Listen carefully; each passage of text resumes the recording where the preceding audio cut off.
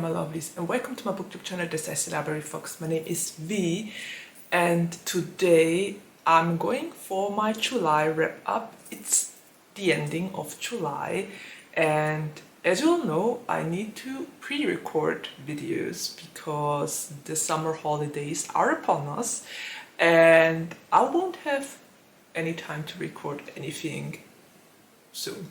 Yeah, this said, I got my coffee at the ready, I got the books I read in July, and I'm sorry if I kind of move a lot in this video or can't sit still because, well, I'm suffering from my chronic back pains at the moment, and yeah, July is actually Disability Pride Month, so yeah, I think that's a good time to talk about it on here, on this channel.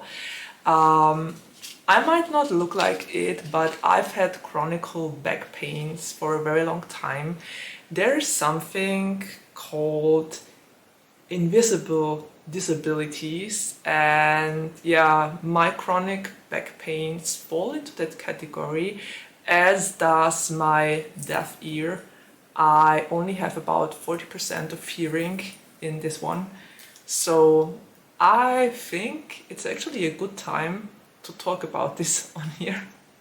And yeah, I might not look like I have any disabilities, but yeah, that's the thing with invisible disabilities. You don't see them, but last Sunday, for instance, I had so much pain from my back that it spread into my leg and in my thigh, and I couldn't sit, I couldn't walk, I couldn't lie down without feeling a lot of pain.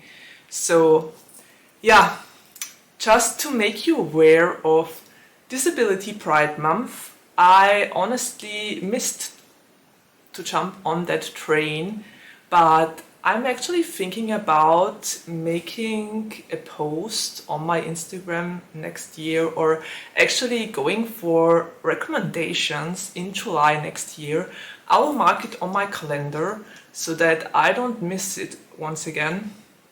There are a lot of books that feature disability in a lot of different ways, and yeah, I think next year I might do something for Disability Pride Month. I hope I will have the time, but we will see. I will definitely try to get up a video with recommendations. Okay, enough of that. I will try to manage my back pains as good as possible while I'm recording this video, but if I fidget and can't sit still, that's the reason why. Okay, bracing myself with a sip of coffee. And let's do this. Let's talk about the books I read in July. And quite honestly, July was really such a mixed bag. I had books I absolutely loved and didn't expect to love, and I had books I expected to like, but then turned out I didn't like them. Which is interesting. I definitely also read outside of my comfort zone with at least some of the books. So there's that, and in general I think it was a middle ground rating, because there were books I rated 4.5 paws and 5 paws, and then there were books I only could give 2.5 paws. Yeah, anyway, we will talk about this now, because the first book I read in July was Lovebirds by Egan. And I rated that one with 3.5 paws. It was kind of a wild card because I discovered that book at my library, and it was called the Sapphic Pride and Prejudice retelling. So I was very curious about that one. 3.5 paws is a pretty good rating, if you ask me, for the fact that it was a wild card. And let me just take another sip here. As for what the book is about, it's basically about Eloise, and Eloise, also called Blue, lives in Liverpool and has lived there for years. Until one day she gets a new classmate named Isabel.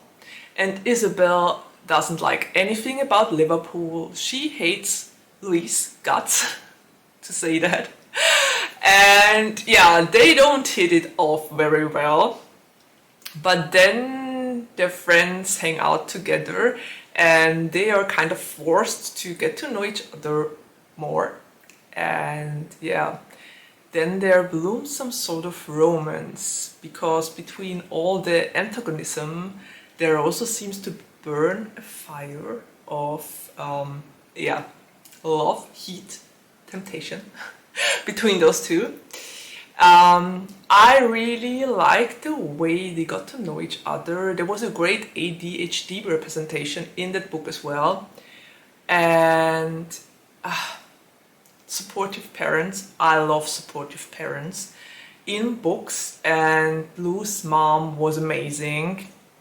As for Isabel's family and parents, well, Isabel comes across as very snobbish at the beginning, and yeah, that was one of the things I didn't like about the book, because I think with Pride and Prejudice, with the original one, you can see that Darcy has a good heart and that Elizabeth just misunderstands his actions. But with this book, you can tell that Isabel has a good heart, but that she really means some things she's saying.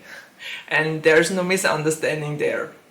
So yeah, that kind of caused me to give the book 3.5 paws, because Isabel as a love interest was very hard to understand sometimes. She's extremely shy, but with Lou she isn't, and there were a couple of things I couldn't look past, if that makes any sense. So yeah, 3.5 paws it is. It was a nice retelling, it was an interesting story. I really loved the supportive parent of Lou. Her mom was amazing. Yeah, 3.5 paws it is. Okay, let me take a sip. Before I go for the second book I finished in July, and it was Free Me by Beck Gray. And that's an interesting thing.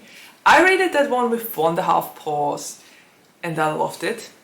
What I didn't know when I picked up the book is that it was the 4th book in a series, but you can read it as a standalone. So there are 3 more books that came before that one, and apparently they are all about different love interests. Every book features another couple, and apparently the couple in this one, in Free Me, Steph and Blake, already were mentioned in the former books, because it's a group of friends and they are all kind of connected with each other. It took me a while to figure that out in the 4th book, how they are connected, but it worked somehow. I could read it as a standalone as well. It wasn't that big of a problem. And as for what the story is about, it's basically about Steph and Blake. And Blake is a workaholic and he can't rest. He always has to do something. He just has that urge to do things and to get his company farther than it is already. And one of his new clients is making things very difficult for him, which lands him in the hospital because he thinks he has a heart attack. So he decides he has to do something about his work-life balance and calls Steph. And Steph is a gender fluid person and also a life coach. And Steph is supposed to help Blake. But what they both didn't know is that they met in a club one night when Steph was in she-her mode and had had a very passionate moment with each other and shared a passionate moment with each other at that club. So when Steph realizes that Blake, his new client, was the cute guy he met at that club, it complicates a couple of things. But yeah, they can't seem to be able to stay away from each other, and sooner or later their romance is taking off. What I really liked about this book was that from the moment they both decided that they would want to go for more than a client and coach relationship, they broke off their contract and decided that they would go for a relationship instead, which I found very mature and really great. They decided they would stop their business relationship in order to be able to actually start a real relationship, which was great. I really liked that they did this. And also the gender fluid representation of Steph was done so amazingly. I loved it because Steph uses he, they and she pronouns, and most of the time Steph uses they, them pronouns, but they also fluctuate between she, her and he, him pronouns. And the way this was described and how Steph dresses according to their gender was done so well. I just loved it. And we had really great moments and scenes in this book where Steph is just being themselves and standing up for themselves and being visible in the world. And I think that's so important to have a visible gender fluid character in a book, because there's a moment where they meet a kid and they talk with that kid and broaden the horizon. And also, of course, there is a lot of disrespect and hostility as well from people who don't understand gender fluidity. And all those aspects are a part of the book, and it was done so well. I really loved it. And it was a really great romance as well, because Blake just takes Steph the way they are, and there's no question asked. And it was amazing. I loved the representation in this book. It's so rare to find a gender fluid, awesome representation, but this clearly was it. Steph was awesome. And I heard that Steph came across as really complicated and not that nice of a character in the former books, because we only saw Steph from the perspective of other people. So I think I might dive into the earlier books as well to find out if that is true and to get the full picture. But in this book, I was totally rooting for Blake and for Steph. So yeah, I rated it 4.5 paws and it was amazing. It was great. I want to read more books like that. Honestly, give me all the gender fluid representation in books. I need it. If you have any recommendations, just drop them down below and I will be a happy camper. Okay, third book. Next tip. The third book I read in July was, I think, the only one. I rated 5 paws and it totally deserved them. I honestly didn't expect to love it as much as I did. But I did, and it was You're Not Supposed to Die Tonight by Kalynn Bayron. And this book was amazing. I mean, it were 230 pages, but those 230 pages were so great. It's another one of the queer horror books I seem to love these days. I never thought that I would return to the genre of horror, but queer horror just does it for me. I don't know why it is the way it is, but so far I've loved every single queer horror book I picked up, and this was no exception to the rule.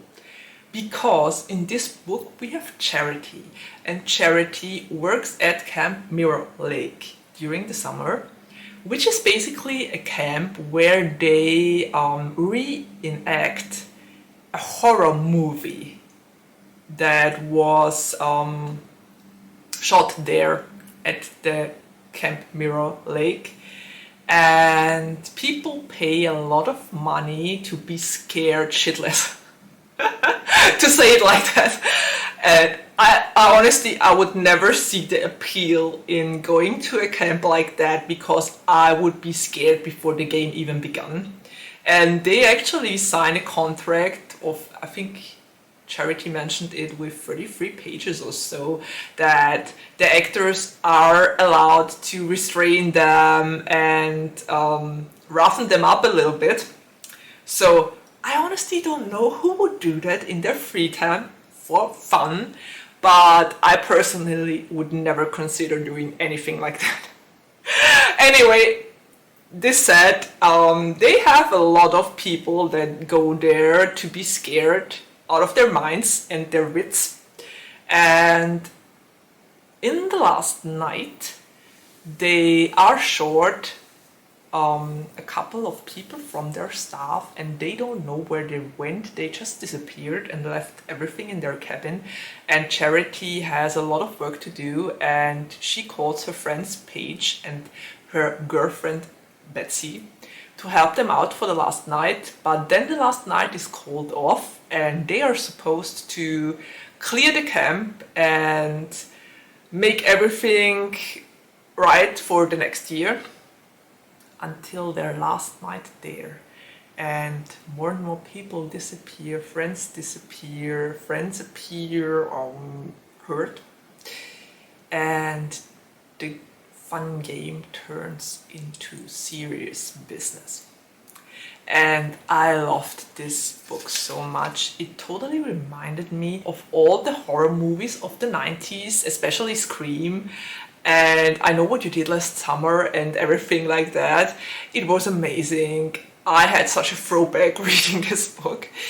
And yeah, something is killing the staff in the woods, and Betsy and Charity will try their best to find out who or what it is. I loved it. I loved all the 90 horror movies vibes that were going on in this. And for a 230 pages book, this packed quite a punch. It was done amazingly. And yeah, I can highly recommend it. I think I will also put that one on my Rainbowween recommendation list, because I had so much fun with this one. I can read about it, but if I would watch a horror movie, or if I would participate in one of their nights there, I would be scared out of my mind. I'm a scaredy cat. Yeah, you know that. Anyway, Paige, one of Charity's friends, totally reminded me of Randy Meeks. It was kind of meta.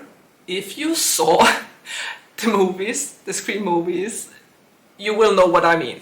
Anyway, amazing, awesome, great. Totally highly recommended from me. Okay, the next book, I'm just going to sit a little bit differently.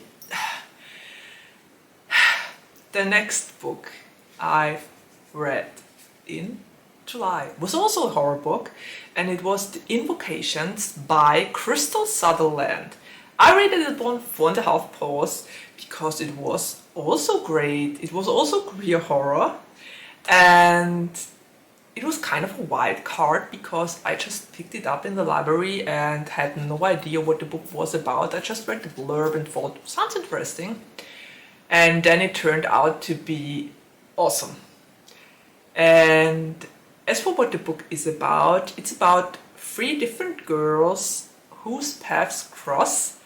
And one of them is Jude Wolf. She is a rich girl that lives away from her rich family, because when she was 15 she dabbled with the occult and kind of ended with a demon latched to her leg that is draining her of her life and making life really miserable for her.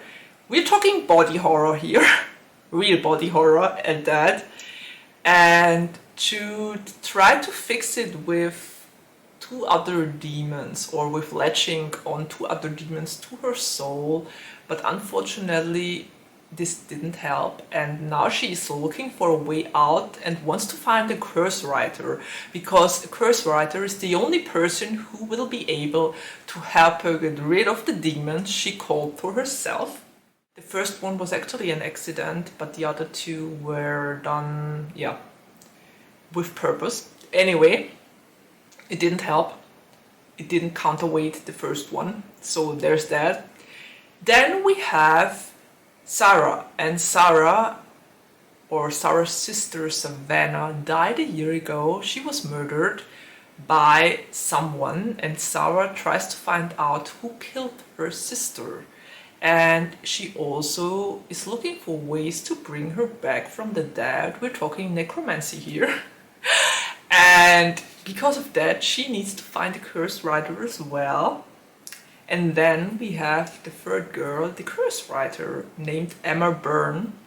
And Emma is a witch and curse writer at that. Her family was killed 20 years ago by a bunch of witch hunters, and she was the sole survivor. So she tries to help women that are desperate to get out of relationships, or that want to get rid of their husbands, that don't want to feel scared anymore. And she writes curses and attaches them to people. And well, the way I understood it, those curses kind of work with it too. The people get on their wrists, their neck, or somewhere else, and then they get powers from the demons in exchange for a couple of their lifespan. Yeah. So that system was really interesting. I've never read anything like that before. But also the three girls cross ways after Emma's clients get murdered for their abilities and their demons matched to them. So they are trying to find out who is murdering Emma's clients, while also trying to lift the three demons off of Jude and trying to help Sarah find her way back to her sister Savannah. Sarah has kind of some own agenda there. Anyway, enough of that. I don't want to spoil anything, but this book was such a surprise and I really loved it. I loved the magical system because curse writing sounded really difficult, and alone the explanation about how it works was done so well. I never saw a magical system like that before, and it was the last couple of chapters were very suspenseful, and I loved that everything went full circle in the end, and that we got a well-rounded and nice wrapped up package of an ending. So that was great. Definitely one of the books that are totally underrated, because I've never heard of that one before, but I absolutely loved it. If you like witches and demons and the like, this one will be for you, definitely. Okay, last tip. Last book I read in July, and this one was Road of No Return by K.A. Merikan. And I read it as a buddy read with Caroline on Goodreads. Caroline, if you watch this video, you get a finger out from me. Caroline dropped out of the buddy read because she just couldn't with the characters. And quite honestly, I understand. I totally understand. I couldn't with the internalized homophobia in this one as well. I had a hard time with this one, but I had a hard time with a lot of things in this one. I rated it 2.5 paws, and there are good reasons why. As for what it is about, it's an MM dark romance. or at least it's pegged in the genre of dark romance and romance. And we follow Stitch and Zack, yeah. And Stitch is a member of a biker band that wants to expand on drugs and on more illegal things. And he lives the biker life and he's totally comfortable with his guys. And yeah, he just recently got divorced. Actually, on the day the book begins, he is celebrating his divorce from his ex-wife. I think her name is Krystal, yeah. And while he celebrates his divorce, a man comes into the bar to toot everywhere, and his name is Zack, and Zack is a tattoo artist who wants to well, kind of set up his tattoo studio in that small town because his aunt died. Funnily enough, his aunt is called Virginia or was called Virginia, and she left him a poodle and her house. So because of lack of perspective, he moved into that house and set up a tattoo studio there and is taking care of the dog, who is called Versailles, which is kind of funny. Anyway, Zack is looking for clients in the biker bar and captures Stitch's attention. And then they kind of start a secret affair because none of Stitch's biker friends is supposed to know about him being gay and actually liking a man, because they wouldn't take well to that. And yeah, 2.5 pause because I had so many issues with the book. I mean, first off, there's so much blatant homophobia in this book because Krystal, as well as all of Stitch's biker friends, are really homophobic, you know what? And they, honestly, the things they say and how they act, wow, totally homophobic, horrible. And it's not really called out. I mean, Stitch says that they are just the way they are and that he won't be able to change them, but he accepts their remarks and doesn't say anything against it. Also, he hides his relationship with Zack from them, but he is totally jealous of Zack when he meets another man or when he just leaves town. He's totally possessive, and not in the kind of cute way, but in the really horrible, "Oh, I am a caveman, you come with me" sort of way.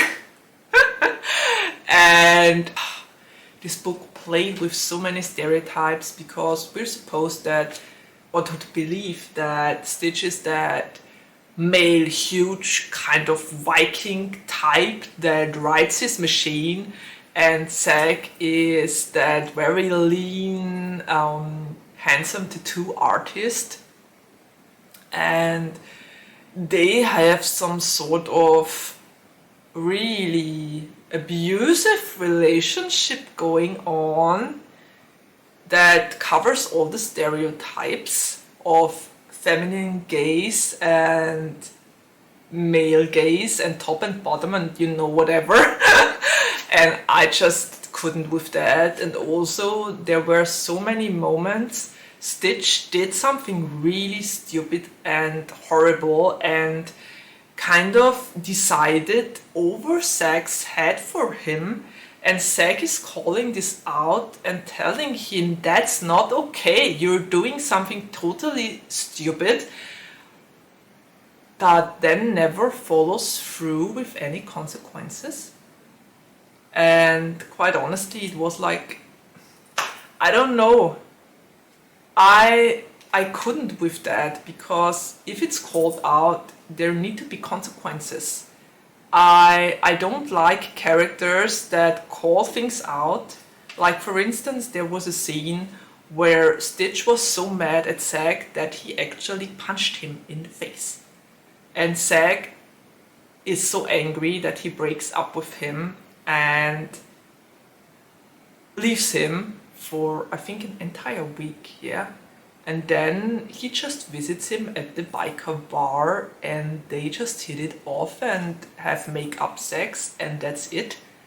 There's like literally no consequence aside of them spending 1 week apart. I couldn't with that. I honestly, I didn't know who was more stupid. Stitch with his caveman attitude and with his stupid outlook on things, or Zack, who always took him back because he was too horny not to. I think that sums it up pretty much. And I don't like books like that. There was no character arc whatsoever, and at the ending of the book, the story totally goes off rails and it's all over the place, and yeah, not my cup of tea. I mean, it had me engaged enough that I continued to read it, but I can't give this more than 2.5 paws, and that's already very generous of me. Because the only thing that worked for them is their chemistry. The plot was almost non-existent. If I would have to say this in person, I would think about 5% of the book were used for the plot, and the rest was just yeah,